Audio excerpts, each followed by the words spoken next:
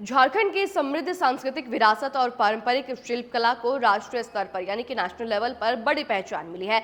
तो झारखंड के कुल 11 उत्पाद को जीआई टैग मिला है, जिसमें 4 को जीआई टैग दिलाने में राष्ट्रीय कृषि ग्रामीण विकास बैंक नाबार्ड ने उल्लेखनीय भूमिका निभाई है। साल 2026 यानी कि इस साल में जिन 11 उत्पादों को जीआई टैग मिला है, उसमें कोडरमा का केसरिया कलाकंद, कुचाई सिल्क, मुंडा सिल्क सहित 11 उत्पाद शामिल है। तो अब बात कर लेते हैं कि जीआई टैग क्या होता है। बहुत छोटे से समझ लीजिए, छोटी बात से, कि जीआई टैग किसी उत्पाद की विशिष्ट भौगोलिक पहचान यानी कि ज्योग्राफिकल इंडिकेशन होता है और उसकी प्रामाणिकता का प्रमाण होता है, जिससे कि बाजार में उस उत्पाद की एक अलग पहचान बनती है और उस उत्पाद के लिए बेहतर मूल्य मिलने की संभावना जो है वो बढ़ जाती है।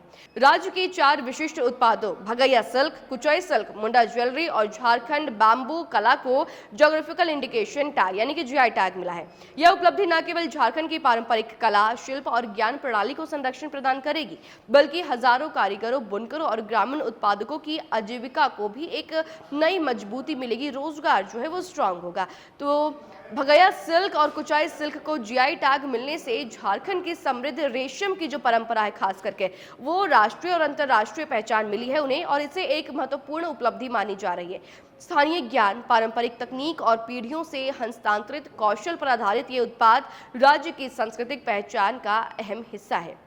बात करते हैं तो मुंडा ज्वेलरी को जीआई टैग मिलना झारखंड की जनजातीय संस्कृति के लिए एक गौरव का विषय है। अपने विशिष्ट डिजाइन, पारंपरिक शिल्पकला और सांस्कृतिक महत्व के कारण ये आभूषण जो है, ज्वेलरीज जो है, वो मुंडा समुदाय की पहचान का प्रतीक माने जाते हैं।